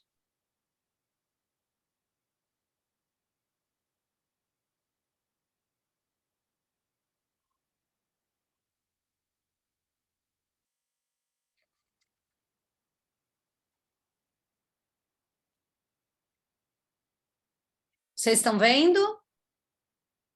Sim. Sim. A primeira frase, ficar fechado, dá um sentimento bom, fica prepotente. Uma frase de um paciente, o Silvano. Então, ficar fechado, dá esse sentimento bom, fica prepotente. Aí a outra, por favor, Cláudia. O assunto era isso, esse fechamento, que era um assunto que eles escolhiam, não era um assunto que eu propunha, né? Ficar fechado é mais protegido do que se abrir, frase do Sidney. Aí a outra. A casa é como um cofre, a gente fica protegido. Aí agora a imagem, por favor, Cláudia. E aí essas frases eu associei a uma poesia do Augusto de Campos, poeta, vivo, brasileiro, mora em São Paulo, tem 91 anos, um poeta concreto. Ele faz essa poesia em forma de imagem, né? É um O fechado e dentro dele tem o outro, né? Assim, como toda poesia, tem inúmeras maneiras de interpretação, né? É aberto, diferente da psicose, né? É aberta a interpretação, aquilo que cada um vai destacar. Mas aqui, o que eu quis trazer é justamente essa ideia de um fechamento que o outro presente integralmente, ao mesmo tempo que tem esse fechamento, né? Isso é coisa de poeta, né? Para poder trazer essa verdade para nós, né? Então, é um pouco essa ideia do que está em jogo aí na psicose, tá? Aí, como contrapartida, eu vou trazer uma frase de uma paciente que faz parte do CAPS, ela não tem o diagnóstico de psicose, ela seria, vamos dizer assim, bipolar, né, num diagnóstico psiquiátrico, e que é essa frase, a próxima, não, essa daí, né? Ficar fechado pode levar a pessoa para uma crise. Vocês veem a diferença? Os demais estão falando que ficar fechado dá um sentimento bom, fica prepotente, é protegido. Ela, não, a Fabiane. Ficar fechado pode levar uma pessoa à crise. E aí, ou seja, né, ela, como eu falei, ela não se estrutura, porque a psicose, né, o Luiz destacou isso, não é desde da psicanálise, a psicose, ela não é um déficit, não tem um déficit cognitivo, não é um déficit intelectual. A psicose é uma estrutura diferente da neurose. Ela se organiza. E o que está em jogo nessa diferença é justamente essa função paterna não ser simbólica, ser concreta, como a gente viu ali como exemplo, né, o pai do Schreber concretamente no corpo, né? Então, a diferença é em termos estruturais e não em termos de déficit. Por isso que a psicose ela nos ensina, porque tem essa condição de ser o inconsciente a céu aberto. Né? Nesse sentido, se a psicanálise ela persegue, vamos dizer assim, o inconsciente, a psicose é um prato cheio, né? Para que a gente possa aprender. Bom, mas voltando, só para em termos assim de comparação, né, para a gente ver as diferenças, a Fabiane, né, que não se estrutura na psicose, com essa frase, né, ficar fechado pode levar a pessoa para uma crise. Por quê? Né, a crise para ela se dá pela falta do outro, pela falta, né? Na psicose, o outro é excessivo, não falta, está presente constantemente de maneira invasiva, né? Daí que ficar fechado pode fazer barreira essa invasão do outro que é perseguidor. Então, eu falei de fechamento social, fechamento psíquico, isolamento social. Então, essa barreira concreta da casa, do quarto, seja lá onde for, de fechamento, faz uma tentativa de barreira, é essa invasão que vem do outro. Que forma, por exemplo, que vem essa invasão? Das vozes. As vozes invadem, né? As vozes estão presentes o tempo inteiro. É esse outro presente o tempo inteiro. Já a Fabiane, que está estruturado desde a neurose, ela precisa do outro para ela se sentir amada, ela precisa do outro para ela que seja amar, odiar ou ser indiferente. Mas essa relação afetiva do ódio, da indiferença, do amor, é o norte dela. Né? Por isso que ela entra em crise se ela ficar fechada. Tá? Então, isso é assim, só para trazer essa, não sei se, né, fica notável essa marca de diferença na relação com o outro, né? Bom, partindo disso, né, partindo dessa premissa de fechamento, como que a gente vai pensar numa clínica, né? Uma coisa eu falei, né, dessas manter uma fresta, manter uma abertura. Então, foi pensando nisso que eu propus essa conversa nossa, que eu chamei Papo de Segunda. Só que, por que conversar, trocar ideia? Vamos conversar de alguma coisa, né? Um papo, um assunto que eles escolheriam, que foi essa história de ficar fechado e tal. Por que foi falado? Eles pensaram nisso como um primeiro assunto. Por quê? Quando eu chamei eles para conversar, inicialmente, estava muito quente, a gente estava em pleno verão, estava 40 graus ali, o CAPES é um lugar, é uma chácara, que tem bastante árvore, só que tem o local de atendimento é muito assim problemático, porque é muito pequenininho, com janela, só vitrozinho em cima, lugar abafado, mal ventilador tinha. Então, eu achava que seria um espaço para a gente conversar muito opressor se fosse dentro de uma sala, que seria embaixo de uma árvore, talvez mais agradável. E aí eu propus, vocês preferem lá dentro, nessa salinha pequenininha, ou embaixo da árvore? De saída, eles falaram, lá dentro. E eu já, de cara, já aprendi essa história, né? Assim, bom, não, de céu aberto já basta o que eles vivem, o tempo inteiro exposto a esse outro que invade.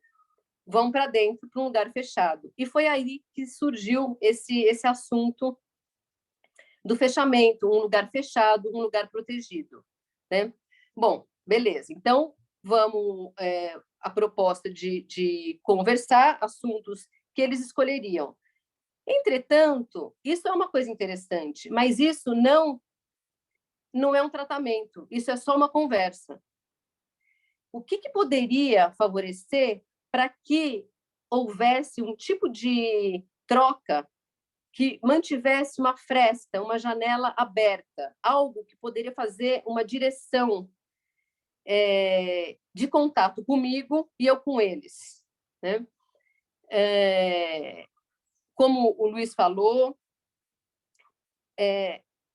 não há uma demanda na psicose, não tem uma demanda, ou seja, uma questão. Você não vai lá, que nem aqui os pacientes do consultório, a maioria, né, chegam aqui para pedir uma análise, porque eles estão com alguma demanda. Terminei com meu namorado, eu assim, não suporto minha mãe, e eu moro com ela ainda, só que ela me sustenta, mas eu não suporto mais morar com ela. O que acontece para eu poder me livrar disso? Quer dizer, tem uma questão na clínica da neurose, vamos chamar assim. Na psicose, não tem essa questão. Já tem a resposta, como o Luiz falou. Então, não tem uma demanda. Ou seja, o circuito com o outro não está estabelecido. A gente tem que furar o analista ali para conseguir abrir essa brecha de circuito com o outro, com eles comigo, eu com eles e entre eles ali, né? E qual foi a estratégia que eu pensei, né? Porque, se na psicanálise, na clínica ali, uma das formas é um pagamento, né? Como uma possibilidade, como uma troca. O pagamento entra como uma troca libidinal, vamos chamar assim. Como que eu vou fazer isso na psicose? No serviço público e tal. Foi aí que eu propus as frases, que eles me dessem frases. Então, a demanda a partir de mim. Só que não como uma demanda, porque o risco de demandar para o psicótico é a demanda virar comando. E aí tem uma recusa imediata. E aí a demanda de frase surgiu como uma proposta. Falei assim, então vamos fazer o seguinte, a gente conversa e eu vou sugerir para vocês me darem frases. Ou ao longo da nossa conversa eu vou pensar uma e outra, ou no final vocês me fornecem frases que surgir ali, se surgir, do nosso encontro. E daí foi. E surgiam muitas frases, assim, muito surpreendentes, né? Frases que, depois, ainda articulando para eu apresentar em outras situações e tal, eu pude ver como aquilo me orientava, como aquilo iluminava a psicanálise, inclusive, porque eu pude abrir conceitos ali a partir das frases que diziam da nossa clínica, do dia a dia, não só da clínica, como da nossa existência, né? Então, assim, eu forcei, vamos chamar assim, né, essa proposta das frases como uma forma de um circuito libidinal ali no tratamento, né? E um circuito de demanda, né? E a coisa, assim, pôde... Hoje, assim... Porque, assim, você tem que equalizar, porque teve alguns momentos, aí depois já do livro até escrito e tal, tinha um paciente, outro que vinha com muitas frases, precisando falar as frases, né?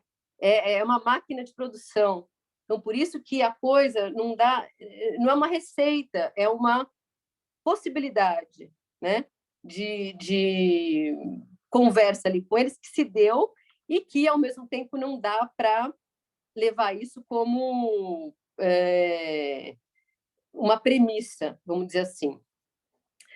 Então, não sei se eu falo mais um pouco, se eu abro, né? Mas só para concluir esse primeiro ponto, né? Se o Lacan diz que a psicose é o inconsciente a céu aberto, ao mesmo tempo, tudo que eu estou falando aqui, ele é fechado, né? Está no fechamento, é uma estrutura fechada, é uma estrutura psíquica fechada. Como é que faz? É aberto ou fechado, afinal? Né? Para que esse inconsciente a céu aberto ele se dê, ele precisa de um outro que o escute. E aí é até mais do que o veja, mas precisa de um outro que o escute. E esse outro que o escute não é o mesmo outro da clínica da neurose, que é o sujeito suposto saber, né, como disse o Lacan. Mas é um outro esvaziado de saber. O saber está do lado da psicose, né, desse que vem com a resposta. Então, o desejo de escuta está do lado do psicanalista, de querer saber o que a psicose tem a dizer. E aí, nesse sentido, porque quando a gente vai escutar, de alguma forma, a gente precisa estar esvaziado de si mesmo. Eu não vou lá para identificar, para ver a psicose. Olha como olha como ele escuta a voz, olha como ele faz para a frase que ele forma. Não, ali não é a clínica que vai favorecer o imaginário, né? A imagem, o olhar, e sim a escuta, a voz, né? É isso que está em jogo, porque muitas vezes na psicose, quando tem esse fenômeno, né, que é um dos sintomas, vamos chamar assim, da psicose, é escutar a voz, a pulsão voz, né, que o Lacan chama de pulsão invocante, ela é descolada, desfusionada do olhar. Porque para a gente, assim, eu estou aqui falando, vocês estão me vendo, de alguma forma tem uma imagem que está colada na voz.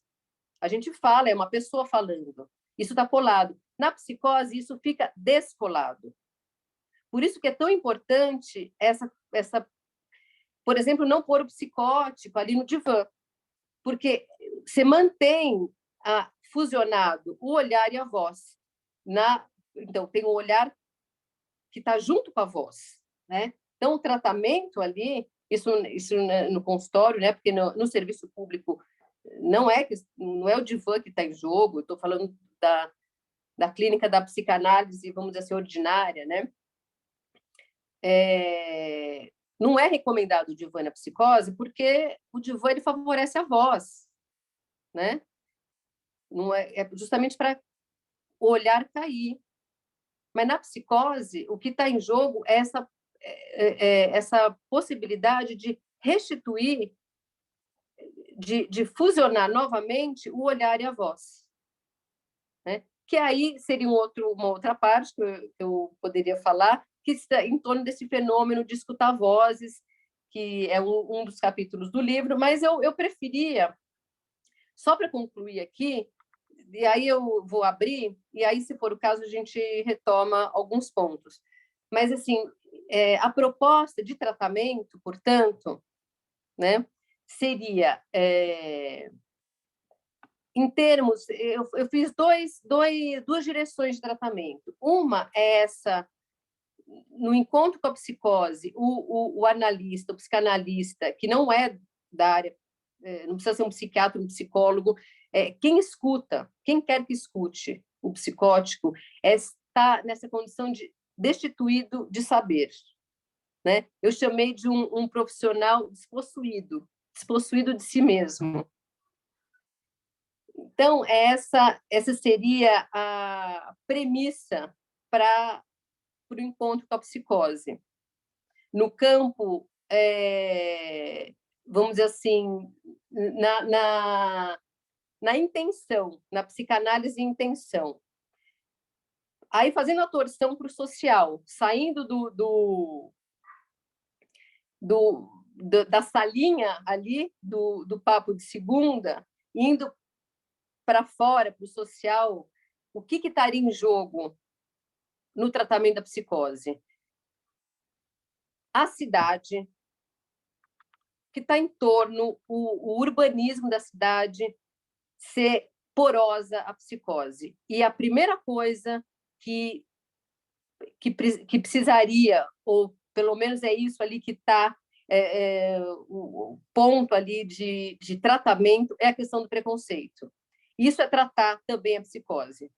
O tratamento urbano, vamos dizer assim, e social, para que a psicose não esteja confinada. A psicose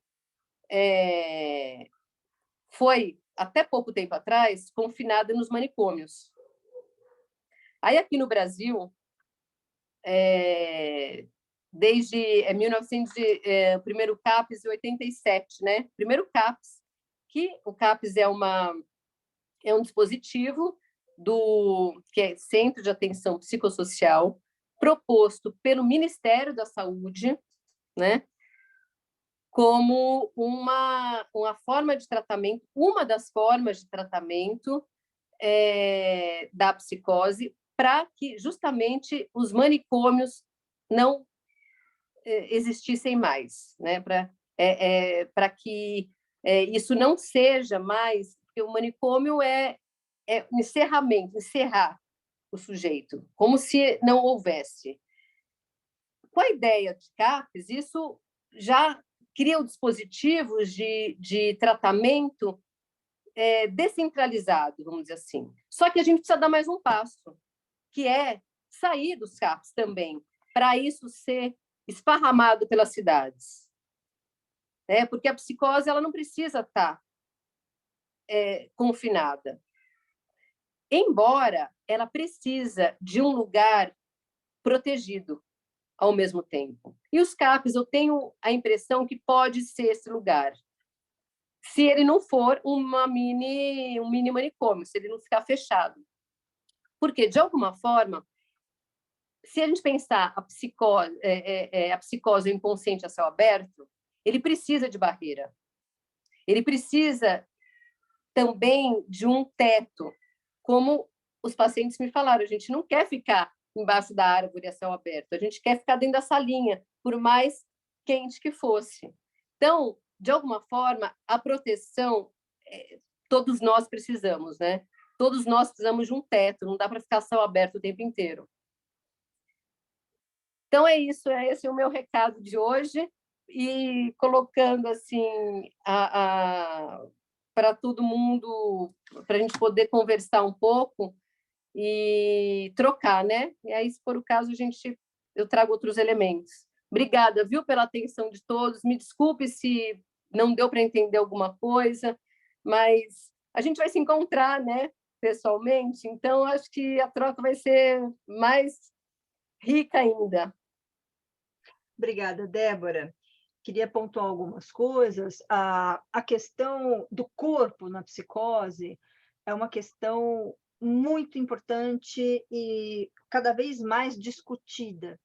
Pegando um pouco o Schreber, né? A descrição que ele faz no livro dele sobre os efeitos, sobre os fenômenos do corpo dele, são descrições muito intensas e minuciosas e que na clínica contemporânea da psicose só aparece.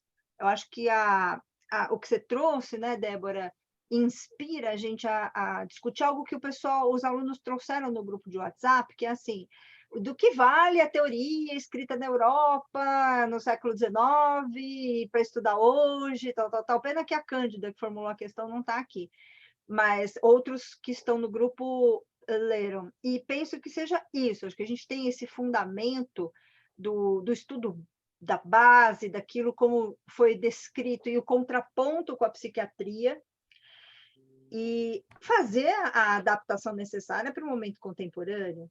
Então, esse é um ponto. O outro ponto é a questão da contratransferência, Como eu já comentei em outras ocasiões, esse ano a gente está debruçado na questão da contratransferência para, além do, aspas, vai trabalhar isso na sua análise.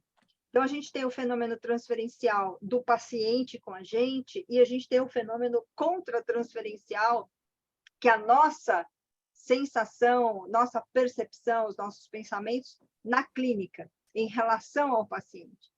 E tem uma autora, vou pôr o nome dela aqui no chat, que é a Marion Minerbo,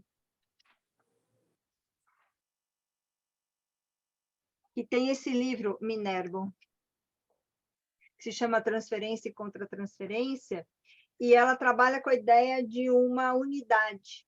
Então, quais são as ressonâncias que os neuróticos nos provocam e quais são as ressonâncias que os psicóticos nos provocam? E como a gente vai manejar esse processo? Então, acho que essa é uma questão. O livro da Débora teve o prefácio de uma psicanalista que é muito referência aqui para a gente no Brasil, que se chama Maria Rita Kell. E a Maria Rita Kell, ela tem um livro chamado Ressentimento, ela tem vários livros, né? Mas tem dois que eu destaco, um chamado Ressentimento e o outro chamado Tempo e o Cão. São dois livros que têm em PDF, têm acesso mais fácil, e a Maria Rita, pioneira em atendimentos fora do circuito clássico de sala com luz penumbra, divã, analista quase invisível ali. Então, esse elemento que a Débora traz, eu não sei o quanto a gente consegue ainda, né, implementar isso de um jeito mais capilarizado, que é o paciente ele está indo num serviço público, então ele não paga com dinheiro o atendimento que ele tem. Quem sustenta esse serviço público é o conjunto de impostos que todos pagam. Então, ele é um serviço público. Para esses pacientes, é um serviço também gratuito. Então, como fica essa realidade? Acho que essa sacada que a Débora teve foi muito importante, até pelo que ela pontua no livro, que o psicótico não fecha o circuito, né? Quando ela chega e pede para eles frases, né? As frases seriam os pagamentos que eles estariam fazendo ali, fecha esse circuito. E eles trazem as frases, vejam, todas são em português, todas são palavras conhecidas, só que forma um outro conjunto completamente diferente. E, a partir disso, essa possibilidade de nomeação, de se situar. Então, aqui no chat, o Timóteo colocou aqui, aliás, o Fajima, aliás, os dois. Na verdade, Timóteo, todos os sujeitos psicóticos têm algo a oferecer na clínica psicanalítica. Muito interessante essa explanação sobre a escuta ativa. Obrigado por trazer essa rica experiência. E o Fajima nos leva a entender que precisa do outro, é uma representação imaginária. Quais são os elementos comuns que existem na psicose e na neurose? Essa é uma pergunta para o nosso curso presencial, Fajima. Você estará lá certamente, mas tem aí um universo. E pensar esses laços, as semelhanças e diferenças, acho que é bem importante. O próprio Fajima trouxe ali, durante a explanação, percebi que na psicose o sujeito sente a falta do outro, o que leva a continuar lá, né? A entender que precisa do outro e tal. Acho que é um pouquinho mais, Fajima, na psicose o sujeito está inundado, tem um excesso do outro. E esse excesso dificulta a vida dele, vai erguendo barreiras, vai se isolando ali, como a Débora trouxe. E agora a gente está no minuto final e queria ouvir um pouco o agradecimento, a despedida de vocês, Débora e Luiz, e já está marcado, gente, fevereiro estaremos aí com a Clínica das Psicoses ao vivo e em cores. A gente está elaborando para que seja um formato híbrido e, portanto, todos possam participar. Mas o convívio presencial é insubstituível, né? Então, Luiz, Débora, Cláudia, o Paulo já não está aí. O Paulo também é o Paulo Russo, com a Cláudia, eles coordenam as atividades complementares. Mas ele entrou, estava dirigindo lá e já saiu. Então, vamos lá. Débora, Luiz, Clau? Olha, rapidamente, posso só pontuar duas coisas. Uma é que o que foi falado, essa questão, o que tem a ver estudar, acho que o Luiz até talvez fale um pouco também disso, mas um cara lá do século passado, né, hoje para nós. O que está em jogo, essa organização, talvez, atual, e que está em declínio, que é essa organização estruturada em torno do pai, essa organização patriarcal. A psicose não é isso. Então, isso que talvez seja interessante e ensinante para a gente, não é a única maneira de se organizar em torno dessa figura central paterna, vamos dizer assim, que estrutura a psique, o psiquismo, né? Então, isso é só uma menção, tá? Isso não responde tudo, obviamente, é um assunto da maior importância que a gente precisa desdobrar. Isso é uma coisa que me ocorreu. A outra é em relação a isso que você falou, né? Só para pontuar, Fagima, né, que falou essa coisa que o psicótico sente a falta do outro, e você falou que é o excesso de outro, e é justamente assim, né? Precisa um pouco da falta do outro, precisa um pouco fazer uma barreira a essa invasão. Então, por isso essa distância, esse fechamento em si mesmo, essa barreira, para que o outro, tentar que o outro fique um pouco ausente. Né? Na ausência que pode ser algo simbolizado. Mas isso a gente vai poder desdobrar melhor no nosso encontro em fevereiro. Agradeço demais, viu, gente, a atenção de vocês e passo a bola para o Luiz. Obrigada, pessoal. Obrigado. Eu senti falta, eu queria ouvir o sotaque do pessoal de Moçambique, mas eu vou aguardar para fevereiro. Muito obrigado. Mas o pessoal pode abrir o microfone aqui para se despedir, dar um tchau, ou ainda perguntar alguma coisa. Moçambicanos, a bola está com vocês.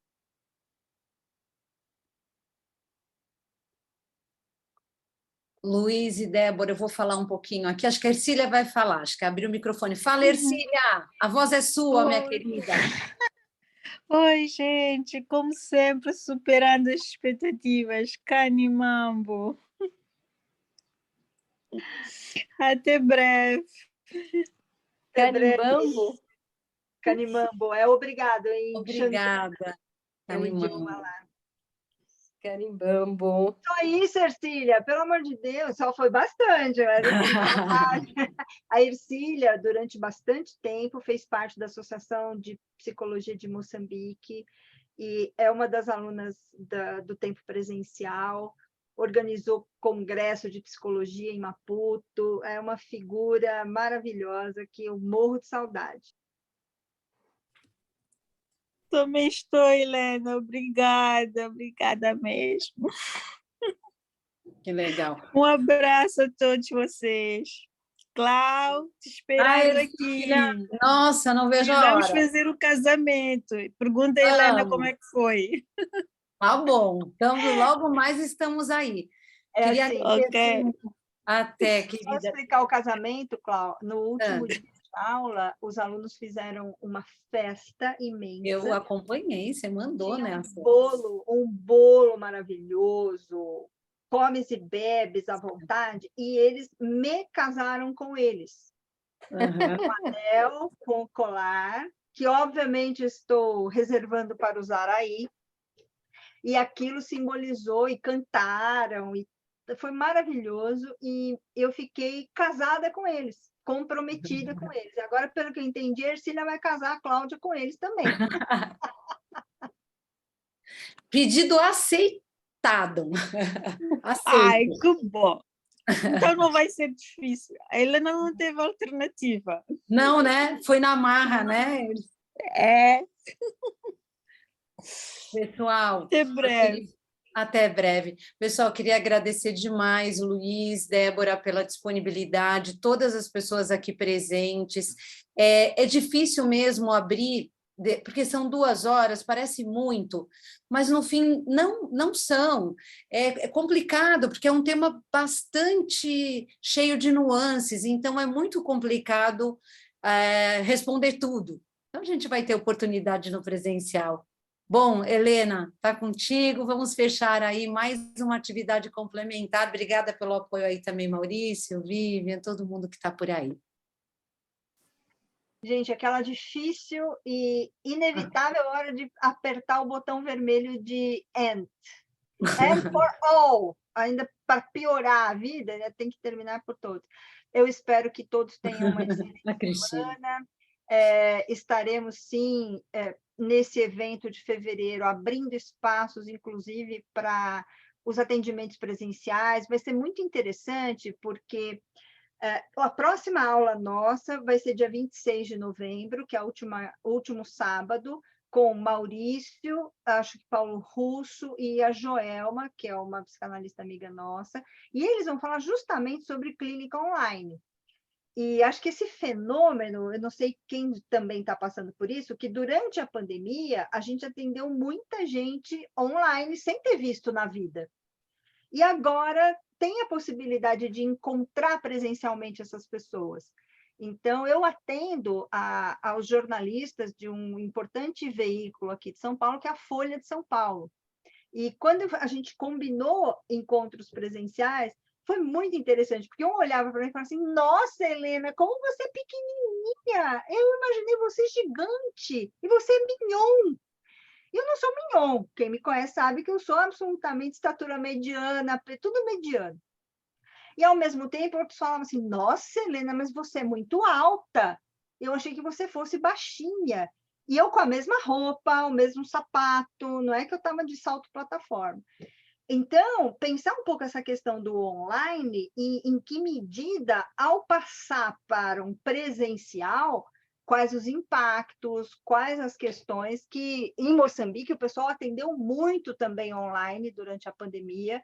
Eu fiz supervisão para vários grupos e acho que todo esse esforço de conseguir escutar, né? E aí, não percam, então, no dia 26, a nossa aula, acho que a penúltima do ano, a penúltima desse curso de psicanálise clínica para Moçambique, com o nosso apoio aqui brasileiro.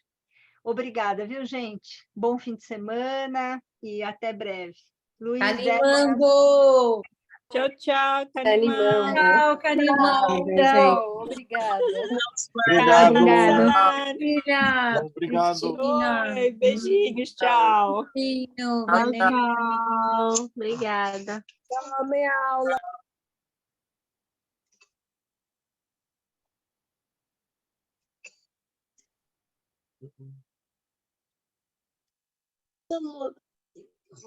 Não desliguei. Obrigado, Helena. Obrigado. Falou, Júlio, até breve. Obrigado, Maria, viu? saudades, viu? Obrigado, viu? Tchau, tchau, até lá. Depois eu vou disponibilizar a gravação para vocês, tá? Helena, sabe o que eu ia pedir para você? Aquela indicação de livros que você deu. Eu dei tantas, Luiz. Aqui agora. Aqui. Você passou aqui. Isso, de psicose, de sugestão de leitura. Ah, tem os slides. Esses Os slides, isso. então, eles estão na slides. aula. Não, você fez a aula do ESP, que tem esses slides. Então, tá bom. tá lá, tá bom? Tá bom, então. Obrigado, viu? Tchau, nada. Olivia, querida. Milton, Sila, Timóteo, fiel escudeiro.